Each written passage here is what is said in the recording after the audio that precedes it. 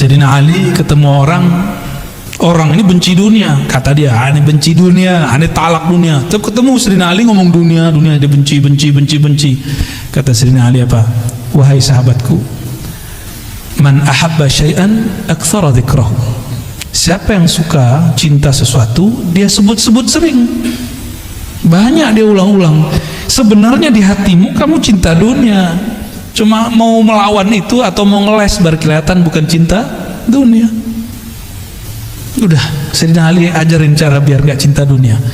Dunia itu hanya bisa ditolak dengan nama Khaliknya, penciptanya.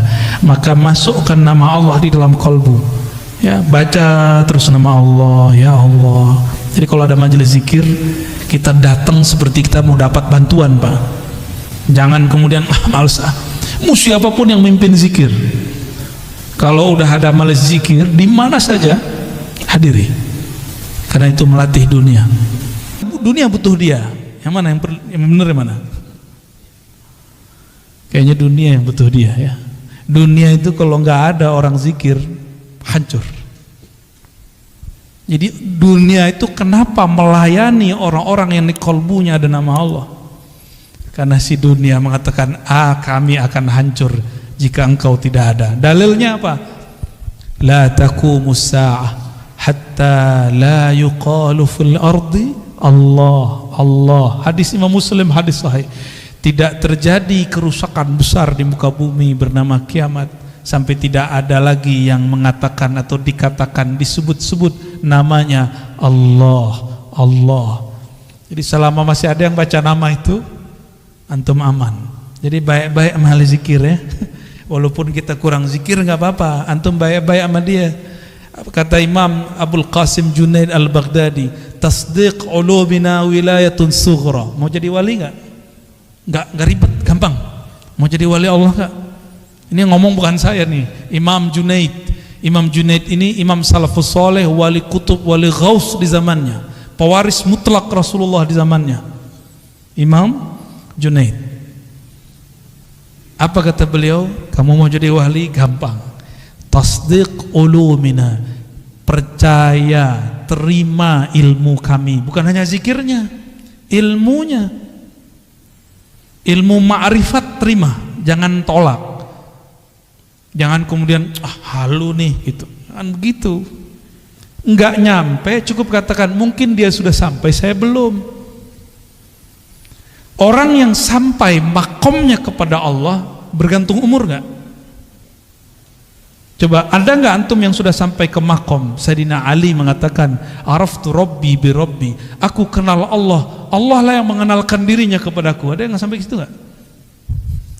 Itu bukan halu, Pak, hakiki. Yang ngomong begitu Sidi Syekh Abdul Qadir Jilani dalam kitab Al-Fathur Rabbani.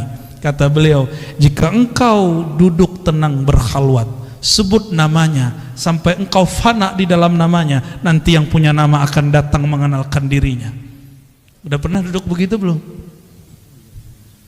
Yang ngomentarin orang mulu, katanya mursyid, ya kan? Katanya bersanad, katanya berijazah. Kalau punya ilmu, udah amalin ilmunya, jangan ngomentarin orang terus, jangan suuzon terus dengan orang, mulai beramal. Ya. Perintah Allah di Quran bukan ngomentarin orang. Ya ayyuhalladzina amanu dzkurullaha dzikran katsira. Yang perlu diperbanyak bukan ngomentarin orang, tapi nyebut nama Allah. Kalau enggak akan pernah antum merasakan kedekatan itu, walaupun umur sudah bertambah. Mungkin yang muda-muda ini, kalau yang tua-tua mohon maaf nih, nggak mau sekarang menyegerakan diri mengenal Allah, Allah akan ganti generasi baru yang mau mengenal dan menyebut namanya. Begitu ancaman Allah, ya. Dalam hadis qudsi ada begitu, ya.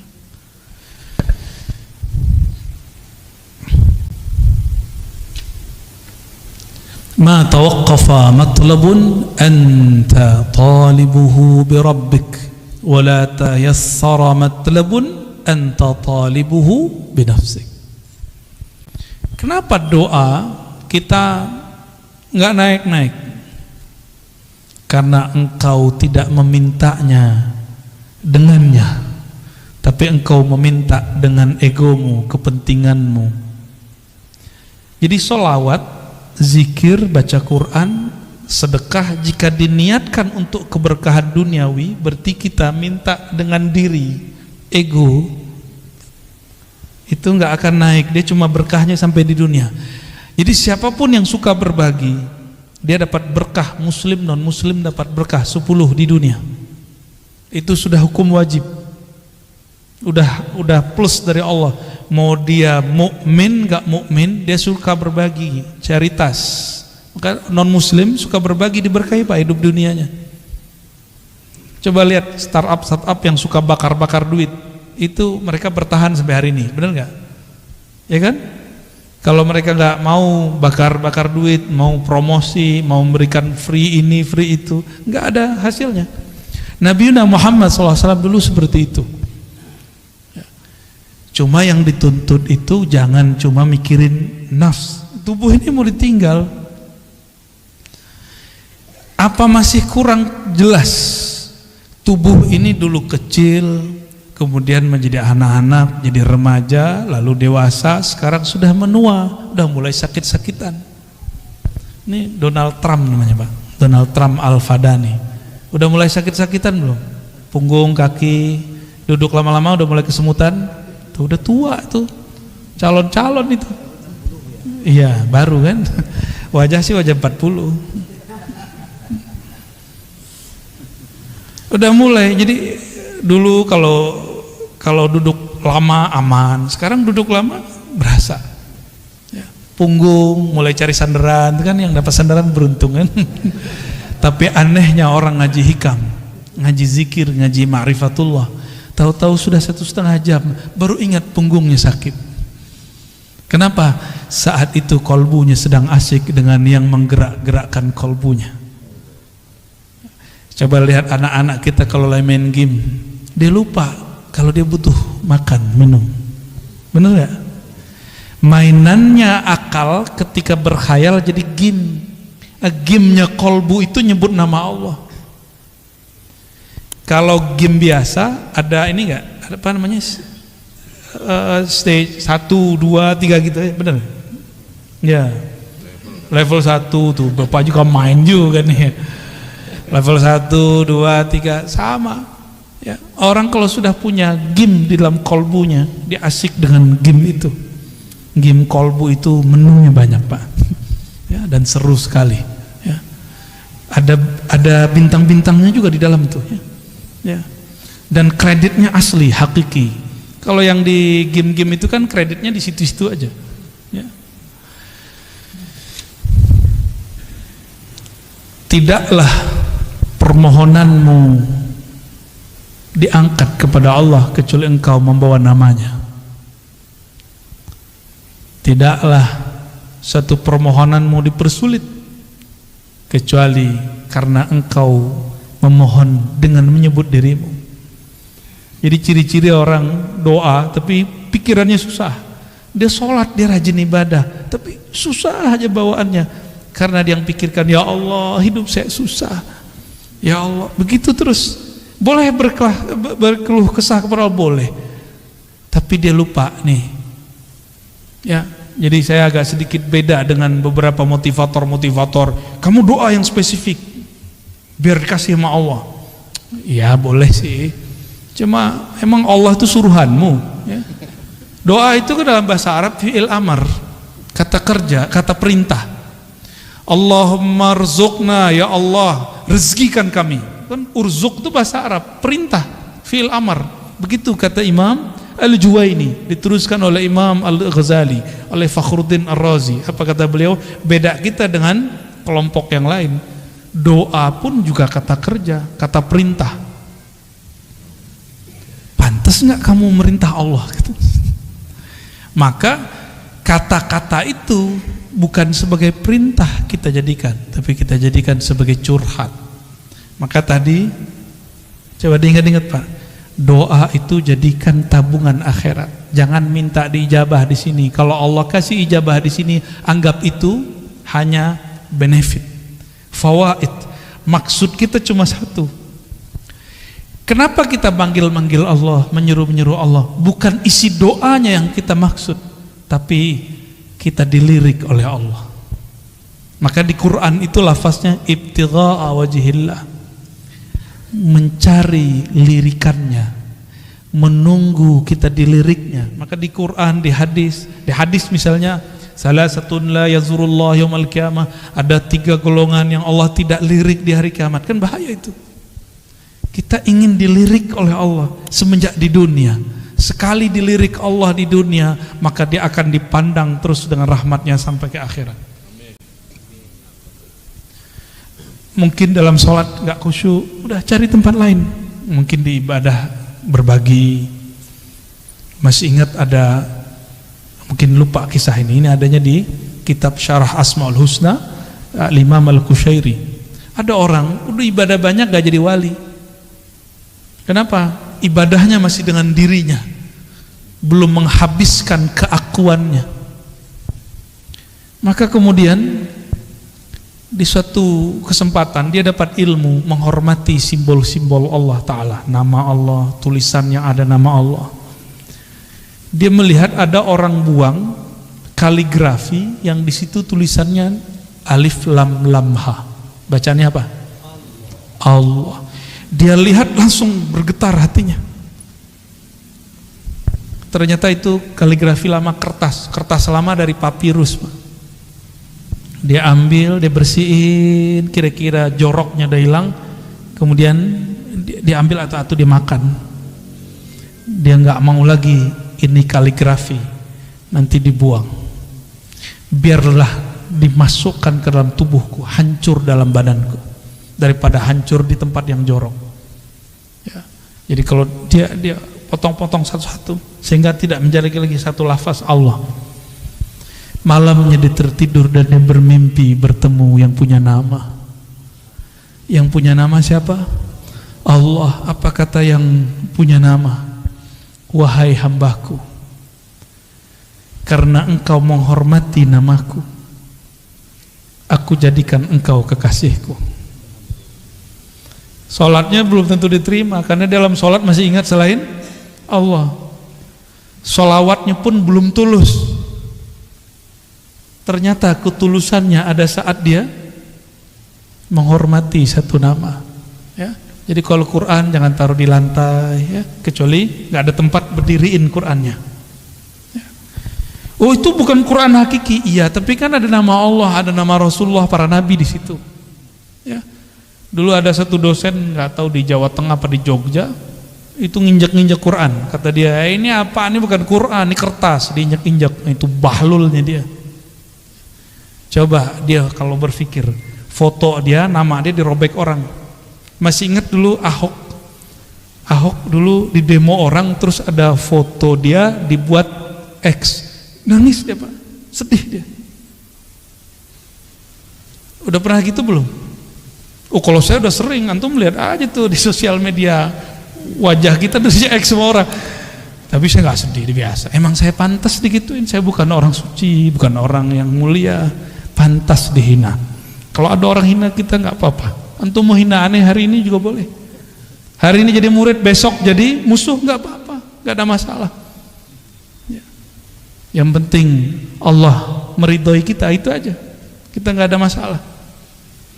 Mau dicoret 1000 kali juga nggak apa-apa. Yang penting Allah yang menciptakan saya nggak coret saya. Antum aja yang coret nggak apa-apa. Ya. Kalau Allah nggak coret, yang dicoret ntar siapa? Sedih, Pak, ya. Jangan bikin begitu. Yang masih punya Facebook nih, saya udah nggak punya Facebook. Di unlike sama orang aja jantungnya langsung ini, ya kan? Nggak siap dibenci orang, maunya disenangi orang terus. Mau berjuang, mau jadi dai, mau jadi guru, mau jadi mujahid, nggak siap dibenci. Berhenti ente jadi mujahid, ya, nanti jadi jahat. Kenapa? Salah satu perjuangan itu pasti dibenci orang. Salah satu perjuangan dakwah dibenci orang karena kebenaran yang kita yakini. Pasti. Dan itu sudah sunnatullah. Yang paling banyak dibenci siapa? Baginda Nabi Muhammad SAW. Ya. Sampai diusir. Ya. Kita beruntung dakwah-dakwah kita masih dimudahkan oleh Allah di akhir zaman. Ya. Masih dimudahkan, gak ada masalah kalau ada orang kemudian Persalahkan apalagi Pak pengurus ya. Jangan patah arang, jangan kalau kemudian mundur jika ada masalah. Biasa-biasa aja. Orang akan tambah dewasa jiwanya, akan terlatih kolbunya, akan murni kolbunya jika ketemu masalah.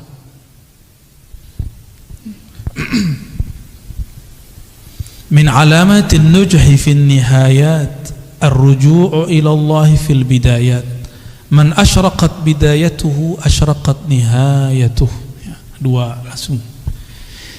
Apa ciri-ciri orang sukses baik di dunia ataupun di akhirat? Apa ciri-cirinya? Yang antum tahu? Apa ciri-cirinya, Pak? Ciri orang sukses? Nah, itu mau setelah sukses. Waktu awal dia berjuang, awal dia sekolah, awal dia berdagang, berbisnis, kerja, ini bakal sukses nih. Ciri-cirinya apa? Rajin masuk kerja, belum tentu. Udah banyak yang rajin 20 tahun ya, masih gitu-gitu aja hidup ya. 20 tahun baru lunas rumahnya kan, berarti belum masuk. Apa ciri-cirinya? Nah, itu kalau dunia. Kalau akhirat sama. Sukses di akhirat itu indikatornya di padang mahsyar, mau meninggal dulu nih, meninggal husnul khotimah, dikubur dipermudah oleh mungkar nakir. Bangkit di padang mahsyar, kemudian kita sudah disatukan di soft umat Nabi Muhammad SAW. Kemudian waktu dihisab, di mizan, ditimbangnya dengan timbangan dan hisab yang gampang. Siratal mustaqim lewatnya mudah, masuk surga. Itu indikator sukses kalau di akhirat.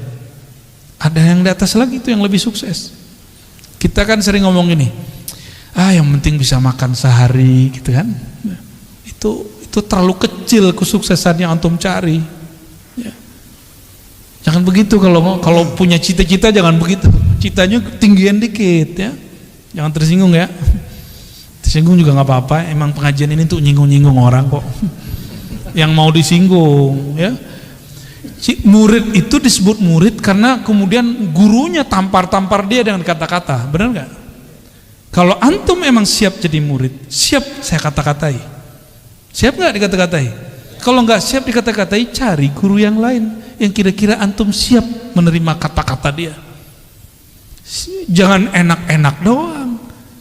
Kalau cuma dapat ilmu itu mah gampang, Pak. Itu namanya muta'allim. Maka beda murid dengan muta'allim. Muta'allim ini cuma pelajar, dia maunya cuma transfer ilmu. Tapi kalau murid diajarin beramal, diajarin berjuang, diajarin usul kepada Allah Subhanahu wa ta'ala, maka harus siap dikata-katain ya.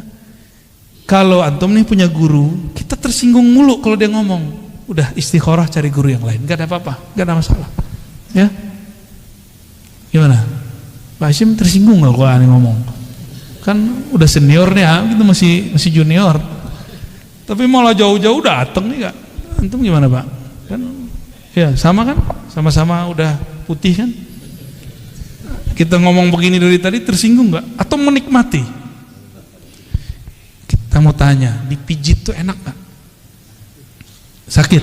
Oh berarti nggak suka pijit. Kenapa ada orang katanya sakit tapi minta dipijit lagi? Setelah dipijitnya enak, itu Pak ya. Kata-kata guru itu seperti tukang pijit. Ada urat nggak bener dia teken. Bukan berarti tukang pijitnya dia sehat, dia mungkin juga ada masalah di badannya. Nah itu cara mandang guru kira-kira begitu ya. Tapi jangan dianggap tukang pijit juga guru kita ya. Ini cuma analog aja Bapak Ibu ya. Jadi siap jadi murid, harus siap dikata-katai ya. Siap kemudian digembleng ya. Satu saat kalau ada masa kita itikaf bersama, zikir ya, minimal kalau nggak sanggup 40 hari ya 7 hari 3 hari ya. Sekarang kayaknya suluknya harus gaya milenial. Orang-orang kalau zaman-zaman kita dulu, kalau saya kholwat Pak, nggak boleh bawa handphone, emang nggak ada handphonenya ya. Makan dikurangi, yang kira-kira membuat syahwat kita tinggi seperti daging dikurangi, yang syahwat makannya tinggi protes, Itu ajaran apa tuh ngelarang kita makan pakai daging? Ya, kalau dokter sama food combining, pakar food combining ngomong, kamu jangan makan ini ya, nggak disebut aliran. Tapi kalau kita buat majelis, kita bilang ke murid, hari ini, 3 hari ini, 4 hari ini, 10 hari ini, jangan makan daging. Banyak yang protes tuh, dianggap itu mengharamkan yang halal. Tapi kalau dokter yang ngomong, kenapa yang diterima? Sejak kapan guru lebih hina daripada dokter? Ya enggak sih, enggak begitu-gitu amat ya. Guru enggak boleh baper lah ya. Ciri-ciri orang yang sukses perjalanannya mendekatkan diri kepada Allah. Apa ciri-cirinya? Ar-ruju' ilallah fil bidayat. Dari awal dia sudah bergantung kepada Allah. Dari awal dia sudah berniat ingin menghabisi egonya. Maka apapun titah gurunya diikuti. Dia rajin beramal. Ya. Baru berhasil. Ya. Man asyraqat bidayatuhu, siapa yang rajin di awal dia masuk bekerja, di awal dia berkhalwat berlatih, di awal dia ngaji, asyraqat nihayatuhu, maka terang benderanglah ujungnya, pasti dia sukses. Suksesnya santri dia terima. Nih saya pernah jadi santri, sampai sekarang saya masih menganggap diri saya santri. Maka kalau keluar kota kemana-mana, bahkan sekarang ada guru-guru saya, itu saya senang ya, masih cium tangan mereka, masih takzim khidmat ke mereka, nikmat sekali. Apalagi kalau dikata-katain, disinggung, saya senang banget. Kamu ntar jangan begini ya. Itu nikmat sekali karena seperti diperhatikan. Seperti diperhatikan. Ya. Nggak ada tersinggung saya. Malah senang. Karena selama ini nyinggung orang mulu, nggak ada yang nyinggung saya. Jadi ketika ada yang nyinggung tuh senang. Tapi kalau guru nggak nyinggung, maka saya cari orang yang nyinggung itu orang yang memusuhi saya. Tapi saya tidak akan memusuhi dia. Kadang-kadang aib kita yang bisa baca musuh. Maka bersyukurlah punya musuh. Tuh ada nggak antum yang begitu? Ya, hidup tuh indah. Walaupun si musuh ini dadanya sudah deg-degan ya, mau ketemu kita mah biasa aja. Kita nggak musuhin dia. Ya. Kolbu yang dipenuhi nama sang baginda, yaitu Muhammad sallallahu alaihi wasallam, dia sudah tidak ada lagi memusuhi siapapun kecuali dalam nama Allah subhanahu wa ta'ala ya. Man asyraqat bidayatuhu, maka siapa yang rajin belajar di awal, maka jadi ulama di ujung. Rajin beramal di awal, maka menjadi zahid, menjadi amil di akhir. Rajin bermakrifat di awal ya, maka dia akan jadi wali Allah di ujung. Mastudi'a fi ghaibis sarair, zahara fi syahadatiz zawahir. Mau tahu isi hati orang, nggak perlu pakai merem-merem, Pak. Nggak perlu pakai wirid 1000. Mau tahu?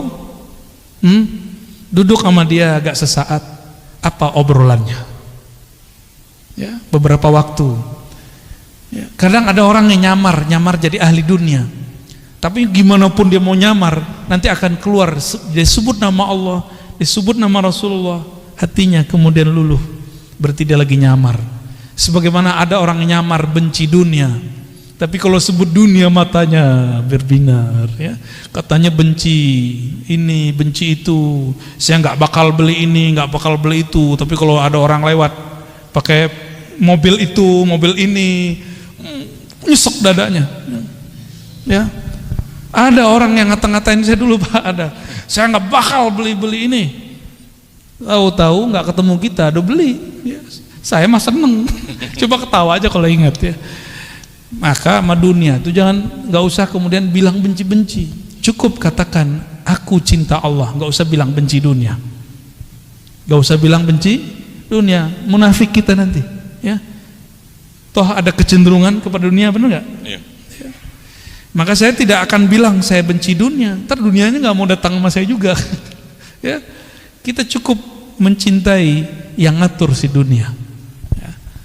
Mastudia fi ghaibis sarair, apa yang ustudia, yang tersimpan di dalam gaibnya sir seseorang. Di dalam diri kita ada sesuatu kalimat cinta benci yang tersimpan, zahara fi syahadati zawahir, akan muncul, akan keluar dengan persaksian yang zahir, baik dari kerut wajah, cahaya muka, lidah, kata-kata, kecenderungan hati, dan lain sebagainya. Itu akan muncul, ya. Itu pertanyaan kita tadi. Kalau dalamnya teh, pasti keluarnya teh. Kalau memang di dalamnya bertahta nama Allah, pasti keluarnya tentang Allah. Jika di dalamnya tentang Nabi Muhammad, pasti keluarnya kerinduan kepada Nabi Muhammad. Jika di dalamnya bukan dua nama ini, ya, maka pasti yang keluar itu syattan baina may yastadil. Ini bagian terakhir, ya. Ini ngebut nih Pak, biar cepat selesai hikamnya. Karena kalau pakai model yang sebelumnya, yang mulai jam 12 sampai jam 3, itu satu bisa 1 jam, bisa 2 jam, bisa 3 jam, bisa sehari semalam. Nah ini kita kebut karena ada orang yang nggak sabar pengen cepat khatam. Syattan baina may yastadillu bih aw yastadillu alaih. Beda ma'rifat intelektual, ma'rifat ahli kalam, ahli tauhid, ilmu akidah, dengan ma'rifat ahli ma'rifat kewalian. Jadi beda ilmuwan dengan wali. Apa beda ma'rifat ilmunya? Tukang debat dengan orang yang bermakrifat dengan rasa, itu bedanya apa? Al-mustadillu bihi arafa al-haq li ahlihi wa asbata al-amra min wujudi aslih. Orang yang bermakrifat dengan ilmunya para aulia dan para anbiya, dia berdalil tentang Allah, mencari ilmu tentang Allah bukan dengan mencari selain Allah. Cari dalil, tafakur ke alam, tadabbur alam, enggak. Kan sekarang namanya tafakur, padahal asalnya, ya, yang benar tafakur alam, ya. Orang sering nyebut tadabbur alam, ya. Ini itu macam-macam, ya. Surat sekian, ayat sekian, ya oke, itu oke. Itu namanya teori ilmu pengetahuan. Ilmunya disebut ilmu tauhid, ilmu usuluddin, disebut juga ilmu akidah, disebut juga ilmu kalam. Ini yang disebut dengan singa-singa ahlu sunnah. Jago debat. Saya nggak mau Pak disebut singa, walaupun ada orang ngirim video ke saya, kamu singa Aswajaya. Enggak, saya enggak singa, ya. Saya bukan singa. Oh maksudnya bukan itu, enggak mau disebut singa. Mau apa aja, mau majazi, mau hakiki, nggak mau, ya. Karena singa itu karakternya apa? Buas. Bener. Imam Ghazali, imam yang saya jadikan panutan, beliau mengatakan, hati-hati dengan karakter buas, namanya sibaiyah. Kalau orang buasnya preman, dia nyari lawannya lawan fisik, jawara dia. Kalau premannya preman ilmu kebatinan, dia cari lawan orang tuh nguji-nguji ilmunya. Ya saya bukan singa, saya nggak masuk gitu Pak. Jadi yang punya sihir, ente jangan uji-ujian, ini nggak masuk, ya. Nanti yang turun tangan nanti Allah. Kita nggak masuk, ya. Kalau orang kemudian dia singa, punya karakter apa? Karakter buas, karakter menyerang, dia punya ilmu, punya dalil, punya kitab kuning, punya hafalan Quran dan hadis, punya kemampuan bermantik. Maka dia gunakan semua ini untuk nyerang orang berbeda dengan dia. Apakah itu yang berbeda aliran, berbeda pemahaman, apalagi berbeda pendapatan? Akan begitu. Berbeda kemasyhuran, bagi dia musuh. Itu karakter buas itu begitu. Beda popularitas, serang dia. Ya, beda paham dikit, serang dia. Akhirnya saling serang. Enggak, saya mohon maaf, tolong jangan sebut-sebut saya singa ahlu sunnah. Kita pun belum pantas disebut benar-benar Ahlus Sunnah. Kita sedang belajar, mempraktekkan, mengamalkan ajaran Ahlus Sunnah. Oh, kalau ada orang mengatakan dia benar-benar Ahlus Sunnah, silakan. Saya justru sedang belajar mempraktekkan itu, ya. Sedang berusaha bermujahadah. Kalau ada yang sudah jadi panitia kebenaran Ahlus Sunnah, silakan. Saya nggak masuk, ya. Kita nggak ada urusan dengan itu. Dan jangan ikut-ikutkan Ar-Razi, ya. Kita nggak masuk. Nah, karakter ini yang harus kemudian dijinakkan. Yang menjinakkan hanya karena yang ilmu ini dulu dikembangkan oleh Imam Ghazali, ilmu singa ini. Dulu Imam Ghazali itu kan disebut Hujjatul Islam. Gelar singa itu dulu, gelar bahasa Arabnya Hujjatul Islam. Yang hujahnya kalau dia berdalil, dia berdebat, pasti orang kalah. Nyari lawan terus. Imam Ghazali itu nggak ada lawannya. Tapi kemudian beliau bertemu gurunya Sidi Syekh Abu Ali Al-Farmadi, wali kutub di zamannya. Dididiklah Imam Ghazali sehingga singanya berubah menjadi jinak. Kalau bahasa kampung kami lebih gawat, Pak, ya. Kami itu dulu kalau khalwat 40 hari kata guru, itu yang masuk khalwat bukan orang, ya, anjing liar gitu bahasanya. Kalau singa kan sulit bayanginnya, karena singa jarang muncul di kampung kan. Ya. Bener, ya? Tanya ke guru-guru saya nih berdua. Orang dulu kalau ikut mujahadah zikir, itu gurunya ngomong apa? Itu yang masuk tuh anjing liar. Emang liar kok. Ciri-ciri anjing liar, dia ajak ke kanan, dia ke kiri. Dan mohon maaf, mau anjing, mohon maaf nih, mau kucing, mau babi, mau ayam, mau apapun, itu tunduknya pakai apa? Makanan. Tunduknya pakai makanan. Nah, maka cara untuk melatih jiwa tadi, jiwa buas, jiwa tamak, puasakan diri. Puasanya orang debat, jangan debat. Puasanya orang banyak ngomong, kurangi ngomongnya. Kalau sekarang saya kan nggak boleh puasa, Pak. Emang diminta ngomong tuh. Orang bijak itu bukan di saat disuruh ngomong terus dia nggak ngomong, bukan begitu. Di saat dia harus diam, dia diam. Di saat harus bicara, dia bicara. Itu bijak, insya Allah, ya. Nah, ini bedanya. Orang yang arif billah, kenal Allah dengan hakikatnya, Allah lah yang mengenalkan diri kepadanya. Maka dia nggak perlu dalil, nggak perlu bukti. Buktinya Allah itu ada nih, dalilnya.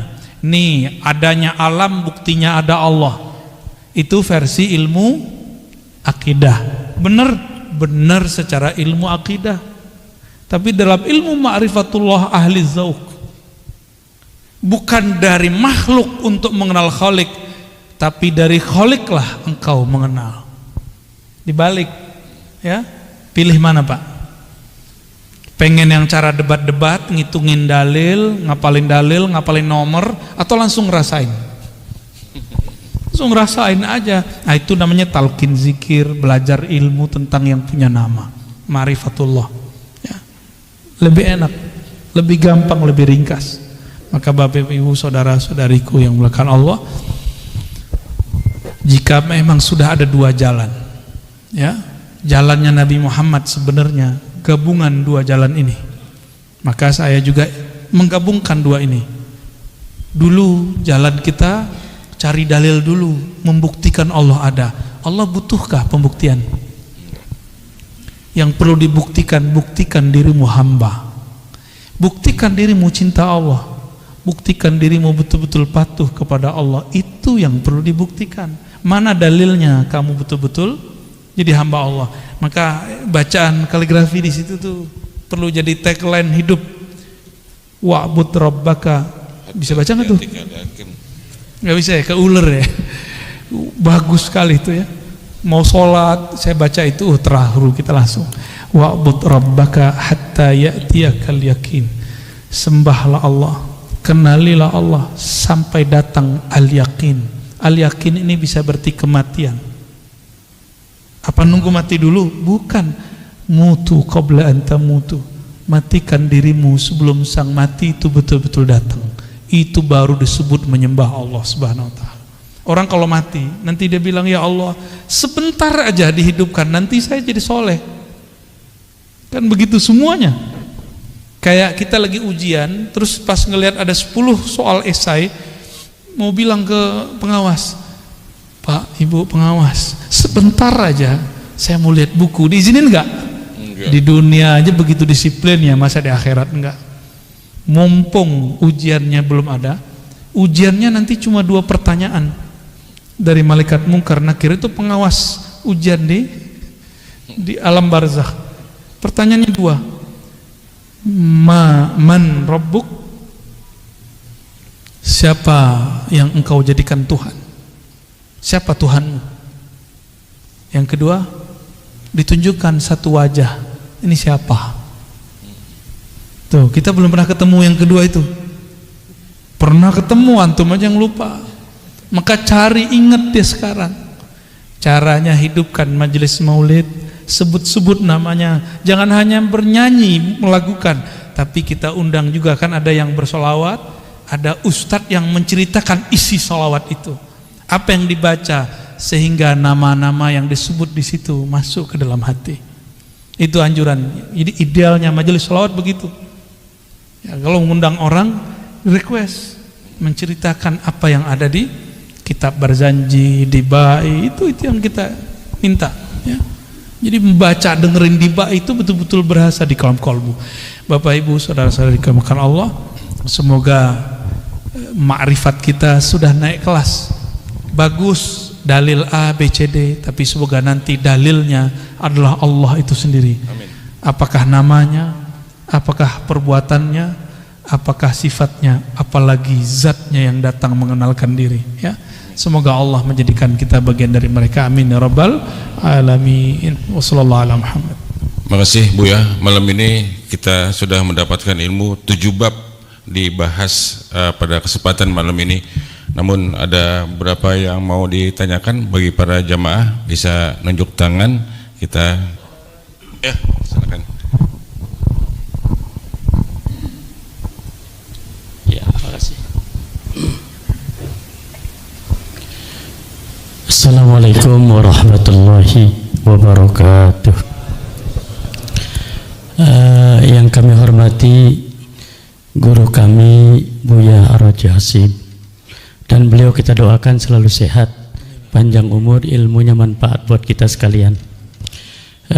Saya sering mengikuti Buya, yaitu lewat YouTube.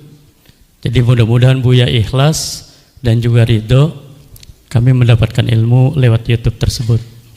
Di situ juga ada Buya memberikan ijazah-ijazah, kemudian kami pun sedikit untuk mengamalkannya.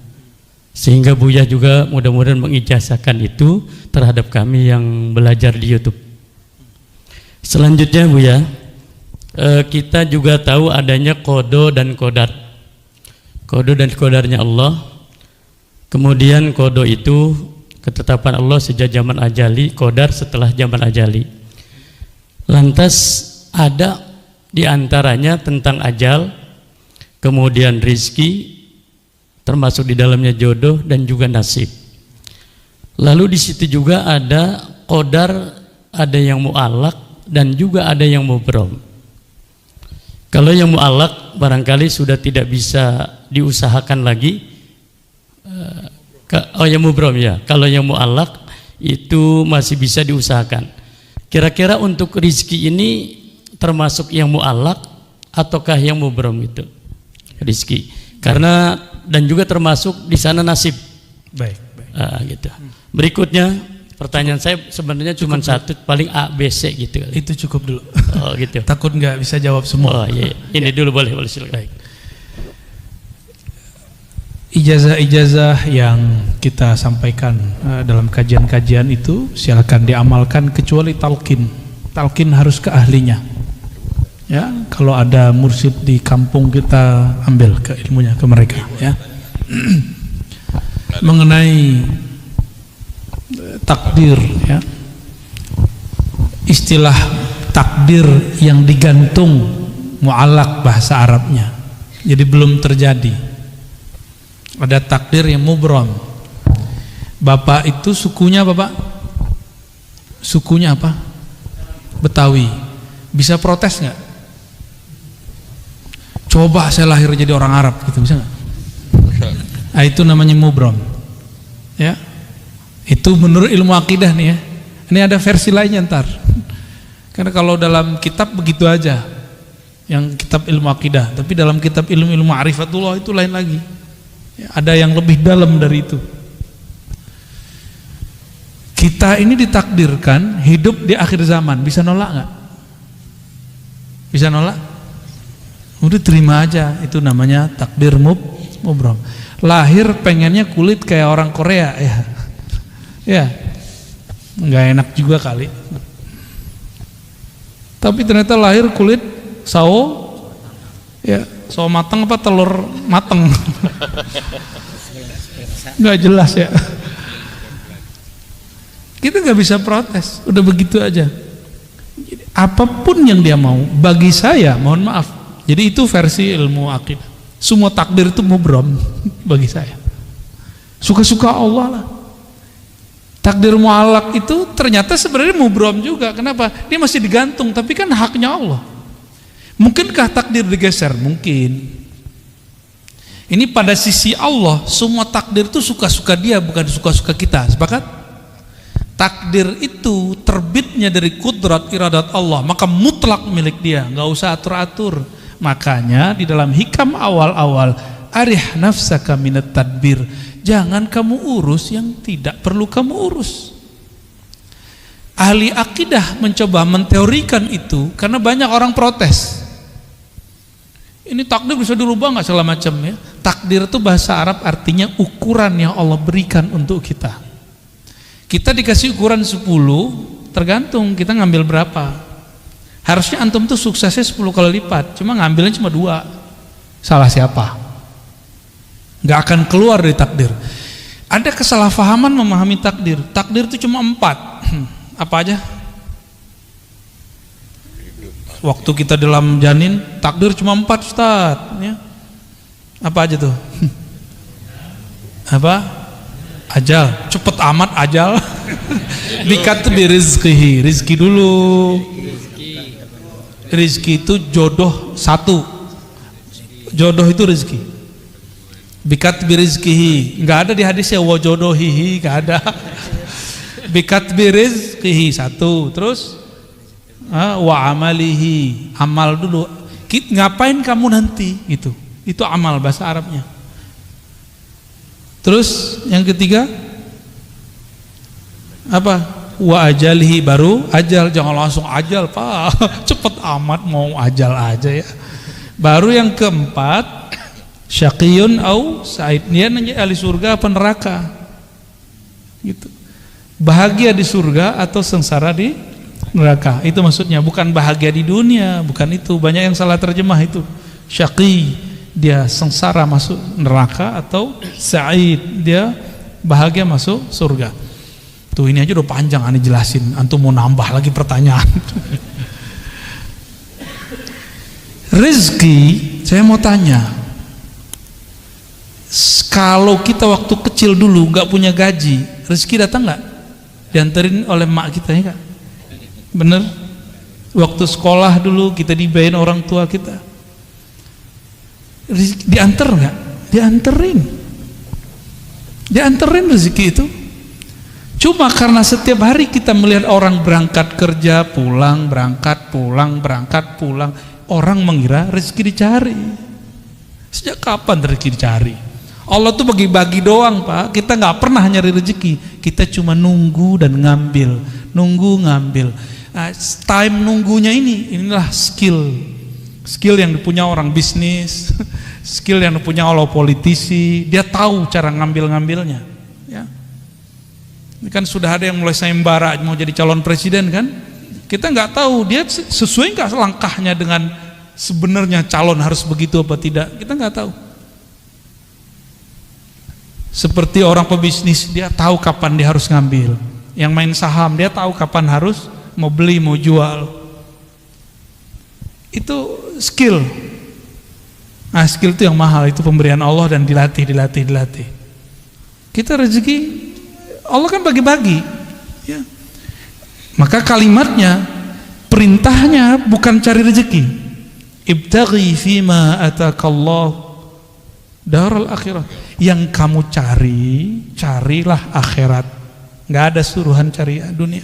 Wala tansa nasibaka minad dunya. Tapi jangan lupa duniamu. Cuma begitu. Kalau kita balik, dunia akhirat harus 50-50 bro. Ente ini udah gila belajar agama. Tapi dari dulu sampai sekarang hidupnya begitu-gitu aja. Katanya adil. Gak begitu cara memahami ayat-ayat Allah. Kita kerja, kalau ada akhirat di situ, mungkinkah orang-orang itu korupsi? Orang yang mengakhiratkan kerjanya, dia jujur kerjanya. Itu antum ibadah tuh. Orang yang niat ketika bekerja, dia ingin menafkahi keluarganya, ingin bantu orang sekitarnya, maka orang itu dihitung ibadah. Itu yang disebut mencari akhirat.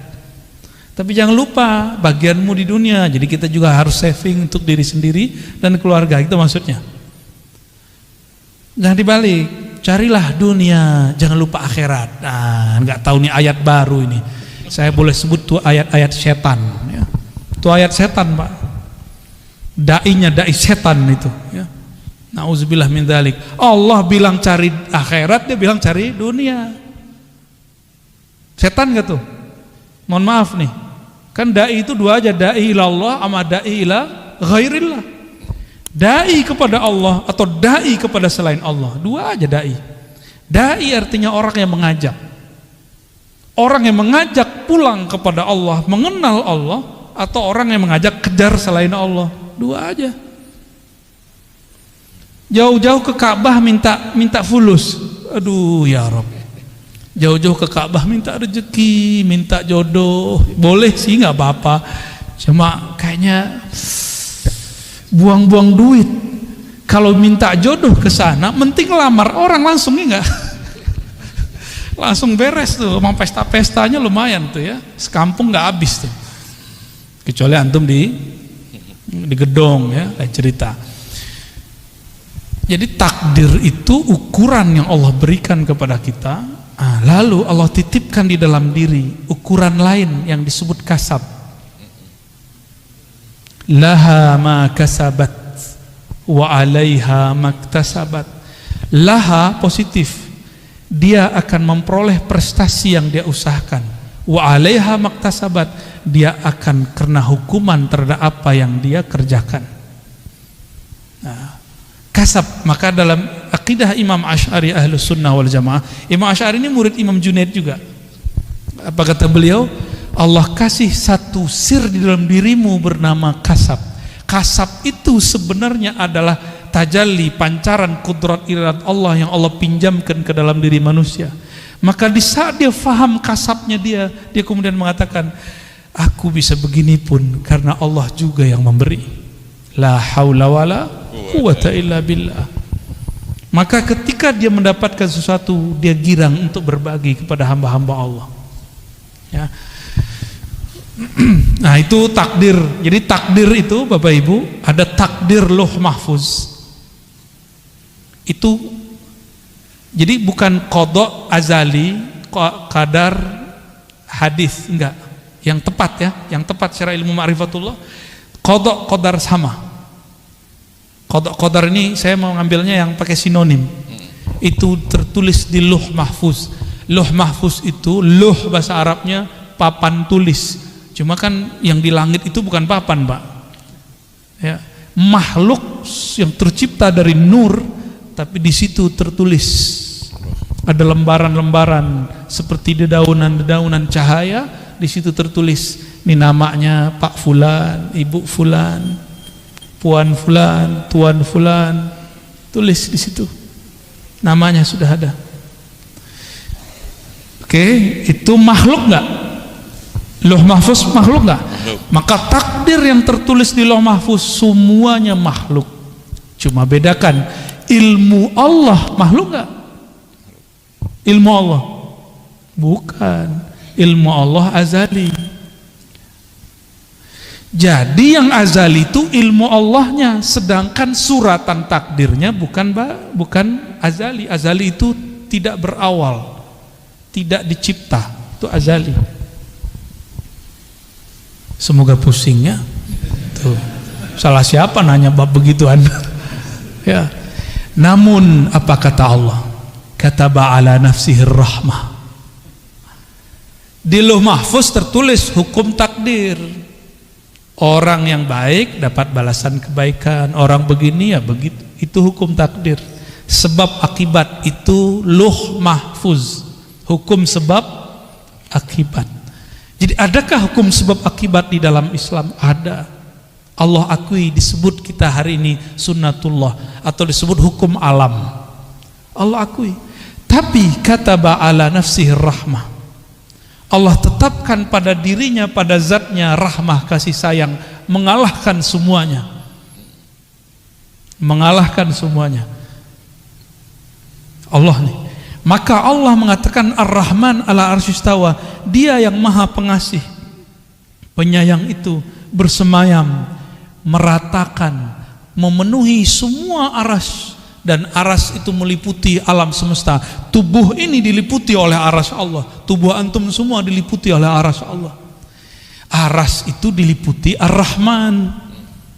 Berarti diri kita ini di sisi arasnya Allah itu liputan rahmat. Jadi jangan bawa hukum takdir ke Allah, namanya keadilan. Jangan cari keadilan kepada Allah, jangan cari hukum sebab akibat kepada Allah. Kalah kita. Sama sholat yang tadi kita nggak diterima. Maka Imam Asy'ari bilang, jangan pernah cari keadilan Tuhan, minta rahmat Allah. Itulah Nabi ngomong, kamu masuk sorga bukan dengan amalmu. Karena kalau amal keadilan, hukum keadilan, jangan pernah minta keadilan Allah. Masuk sorga itu karena rahmat. Dapat hidayah, jadi wali Allah, jadi kekasih Allah, dapat ilmu itu karena rahmat. Ciri-ciri orang dapat rahmat di kolbunya, tidak ada lagi rumus-rumus kebencian. Gimana? Di kolbu kita sudah begitu belum? Katanya baca bismillah tiap hari. Imam Syafi'i, kenapa mewajibkan baca basmalah bagian dari Fatihah? Baru berharap orang-orang yang bermazhab Syafi'i, murid-muridnya nanti kolbunya dipenuhi dengan Rahman dan Rahim. Maka saya berdoa semoga kita, saya dan yang hadir semua yang bermazhab Syafi'i ataupun yang tidak Syafi'i, yang selalu melazimkan baca Bismillahirrahmanirrahim, semoga kasih sayang Allah tumpah ruah dalam kolbu ini. Amin. Kalau sudah penuh di ini, dalam kolbu ini nama Allah, keluarnya pasti sayang, sayang, sayang. Bukan benci, benci, benci. Ya, Allah memla' qulubana birahmatik. Ya Allah yang maha penyayang, amin, yang kasih sayangnya meliputi arasnya, amin. Tubuh kami apalah dibandingkan arasmu ya Allah, amin. Ya Allah, engkau menyebut nabimu dengan rahmatan lil alamin, amin. Dan engkau menyebut bahwa engkau akan memberikan posisi yang tinggi untuk nabimu rahmatan lil alamin. Wa sallallahu ala sayyidina Muhammad walhamdulillah rabbil alamin. Al-Fatihah. A'udzu billahi minasyaitonir rajim. Bismillahirrahmanirrahim. Ya nabdu ya suratul lazim. Alhamdulillah rabbil alamin. Amin amin rabbil alamin. Istajib da'awatina bi sirri suratil Fatihah. Amin. Wa bi sirri sayyidina al-Fatih sayyidina Muhammad sallallahu alaihi wasallam. Subhana rabbika rabbil izzati amma yasifun. Wassalamun alal mursalin walhamdulillahi rabbil alamin. Subhanakallahumma wa bihamdika asyhadu an la ilaha illa anta astaghfiruka wa atubu ilaik. Assalamualaikum warahmatullahi wabarakatuh.